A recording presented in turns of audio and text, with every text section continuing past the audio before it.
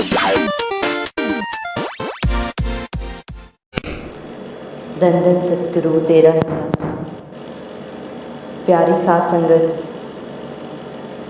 आज हम आपके लिए लेके आ रहे हैं पूर्ण मुर्शिद का दर से पाठ बै बिना बंदगी नहीं। शब वही शब है, दिन भी वही दिन है जो तेरी याद में गुजर जाए। दशम पातशाह श्री गुरु गोविंद सिंह जी महाराज के समय की बात है। एक बार गुरु साहब किसी स्थान पर रात के समय ठहरे हुए थे। गुरु जी रात के समय आराम करने के लिए अपने तंबू में जा चुके थे। पहरे पर 10 शिष्यों की ड्यूटी थी। उस उतारे वाले स्थान से कुछ ही दूरी पर रास गीत संगीत की महफिल का कार्यक्रम था। पहरे पर खड़े शिष्यों में से कुछ ने राम देखने की इच्छा प्रकट की, किंतु दूसरे शिष्य ने इस विषय में ये कहते हुए इस बात को रद्द कर दिया कि यदि गुरु साहब जाग गए तो फिर क्या होगा, फिर क्या बनेगा। लेकिन अन्य शिष्य पर जो रास देखने का पक्का कार्यक्रम बना चुके थे, उपरोक्त बात का कोई प्रभाव नहीं पड़ा। वे बिना बताए रास देखने चले गए। यद्यपि वे काफ़ी देर तक रास देखते रहे, किंतु उनका समस्त ध्यान गुरु साहब जी की तरफ केंद्रित था। वे सोच रहे थे कि कहीं गुरु साहब जाग ना गए हों। यदि ऐसा हो गया तो हम क्या उत्तर देंगे। उनको रास देखने में तनिक भी आनंद नहीं आया। उधर दूसरी ओर पहरे पर खड़े 5 शिष्य चाहे अपने कर्तव्य का पालन तो कर रहे थे, किंतु मन ही मन सोच रहे थे कि गुरु साहब जी तो सोए हुए हैं। यदि हम भी रास देखने चले जाते तो क्या फर्क पड़ना था। अर्थात सेवा पर खड़े उन शिष्यों का ध्यान रास में लगा हुआ था। अगले दिन श्री गुरु गोविंद सिंह जी महाराज तंबू से बाहर आए और रात की ड्यूटी वाले 10 सेवादारों को अपने पास बुलाया। अंतर्यामी गुरुजी ने रास देखने वाले शिष्यों से पूछा कि भाई बताओ, आप रात कहाँ थे। वह मन ही मन बड़े लज्जित हुए और कहने लगे कि सच्चे पातशाह जी, हम रात को रास देखने चले गए थे, किंतु हमारा समस्त ध्यान आपकी ओर केंद्रित था कि गुरु साहब जाग न जाएं। हम अपनी रात वाली गलती पर लज्जित हैं। फिर गुरुजी ने पहरे देने वाले शिष्यों से पूछा कि आप रात कहाँ थे। वे कहने लगे, गरीब निवास दातार जी, हम अपनी ओर से तो पहरे पर खड़े थे, किंतु हमारा ध्यान रास की ओर केंद्रित था। हम रात भर यही सोचते रहे कि यदि हम रास देख आते तो क्या फर्क पड़ जाना था। गुरु साहब तो आराम कर रहे हैं। इतना सुनकर गुरु साहब जी ने फरमाया कि भाई, वास्तव में सेवा तो उस शिष्य मरीद की होती है जो विचारों से अपने मुर्शिद को याद करता है। गुरु साहब ने अपने उन सेवादारों की हाजिरी मंजूर की जो बेशक गए तो रास देखने थे और शरीर करके बेशक वहां पर बैठे हुए थे, लेकिन उनके मन और विचारों में अपने पूज्य गुरु जी का ही सिमरन व उन्हीं का ही ख्याल था। जबकि जो शिष्य शरीर करके तो बेशक ड्यूटी पर खड़े थे, लेकिन उनका ध्यान मन रास की ओर केंद्रित था। इतनी बात सुनकर ड्यूटी वाले शिष्य पानी हो गए। इस घटना से बावर्थ ये है कि पूर्ण फकीर चाहे 5 तत्व का शरीर धारण करते हैं, किंतु वास्तव में पर सूक्ष्म रूप में विचर रहे होते हैं। उसके लिए सृष्टि के किसी भी स्थान पर भौतिक शरीर दान करके प्रकट होना कोई विशेष महत्व नहीं रखता। शब्द का देश स्वरूप होने के कारण पूर्ण सतगुरु में सर्वव्यापक का कोई भी अंश कम होने का प्रश्न ही नहीं उठता, परंतु उस विचारधारा पर हर किसी शिष्य के दृढ़ विश्वास का होना अत्यंत कठिन बात है। शिष्य के मुर्शिद पर विश्वास की कमी ही उसका कारण बनती है, जो उसके शब्द स्वरूप ही केवल एक मनुष्य दिखाई देता है। वास्तव में सतगुरु के वचनों पर पूर्ण विश्वास विश्वास ना करने का मूल कारण यही होता है कि मन के कारण उसको सतगुरु के पवित्र मुखारबिंद में से निकला वचन उतना वास्तविक नहीं लगता जितना वास्तव में होता है। मनुष्य का ये स्वभाव रहा है, जितनी देर वह आंखों से देख नहीं लेता उतनी देर तक पूर्ण विश्वास नहीं करता। ऐसी बात नहीं कि वर्तमान समय में हो रही बातचीत को वह ग्रहण नहीं करता, अवश्य करता है, किंतु वह हर बात को एक अलग पहलू से लेता है। काल की परिधि में आए सभी विषय विकार और भौतिक वस्तुओं में अवश्य यकीन कर लेता है तथा उसे वास्तविक रूप देने में भी संकोच नहीं करता। मनुष्य को ऐसा विश्वास देना मन का एक विशेष गुण है, किंतु संत वचनों के विषय में इसका एक अलग दृष्टिकोण है। फकीर की बात सुनते समय मन इस प्रकार इंसान को वचनों से प्रभावित कर देगा जैसे कि मन तो मनुष्य का बहुत ही प्रिय मित्र हो, परंतु समय की बहुत सी लहर उसके सब भूलों को दूर कर देती है। कुछ समय बीता ही नहीं होता कि मन उसको केवल मौखिक आस्तिक बनाकर रख देता है।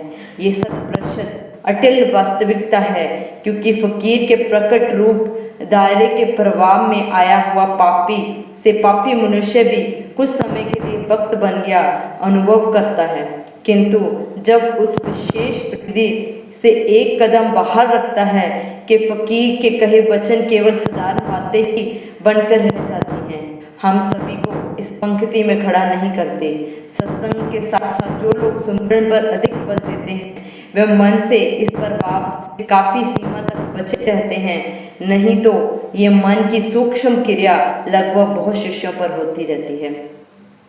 एक बार परम पूजनीय हजूर महाराज जी शाह सतनाम जी धाम के सचखंड हॉल में से नाम देकर बाहर आ गए थे और ड्यूटी वाले सेवादार नाम वाले जीवों की गिनती करने के लिए लगे हुए थे।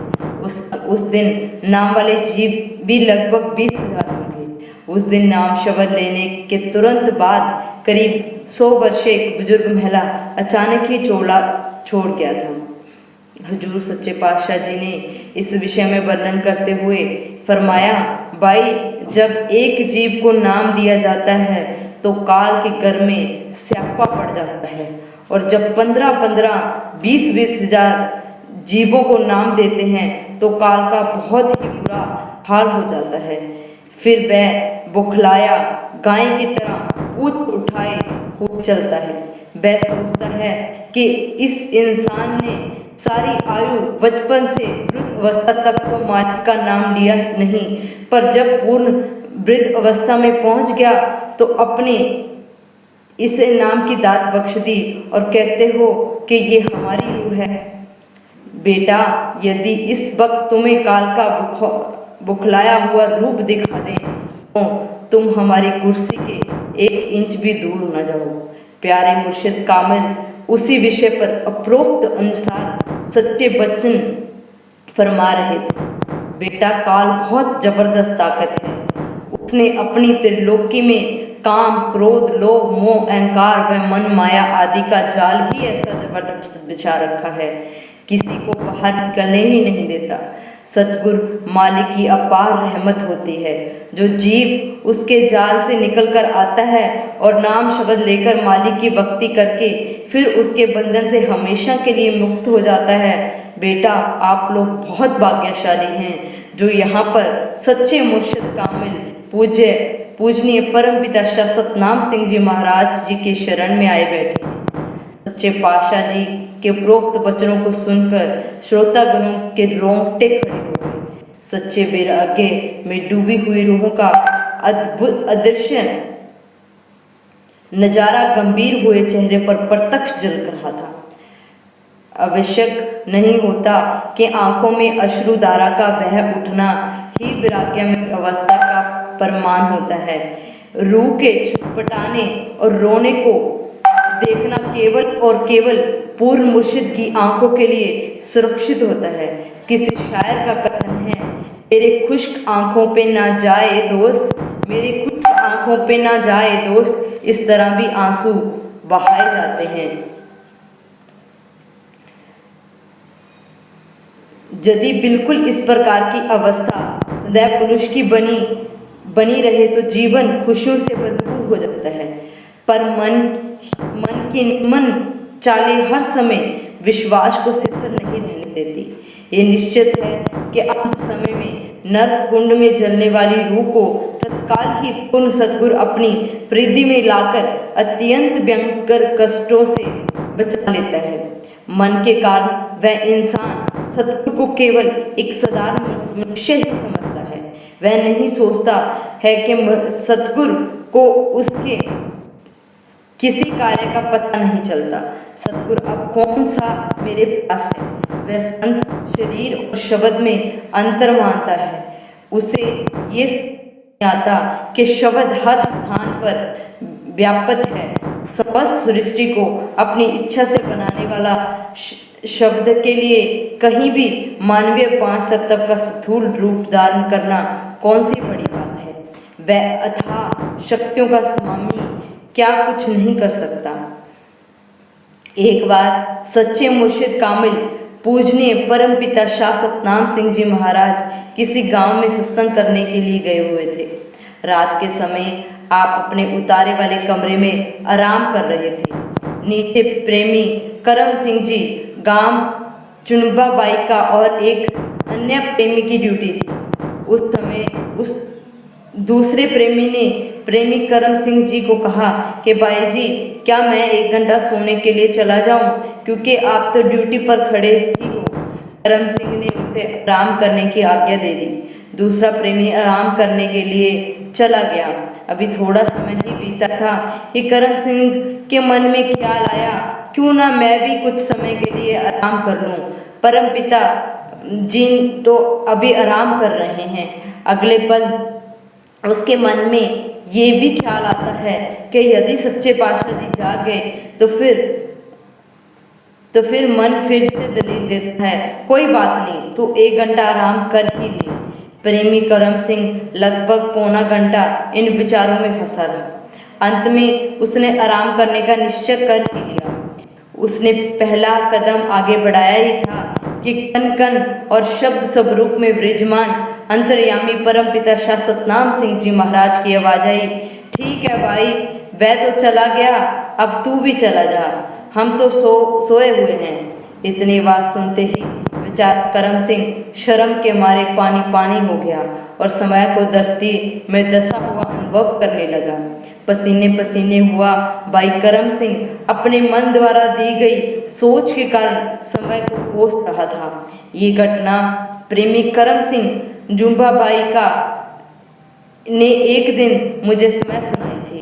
वास्तव में मन अपनी आदत से मजबूर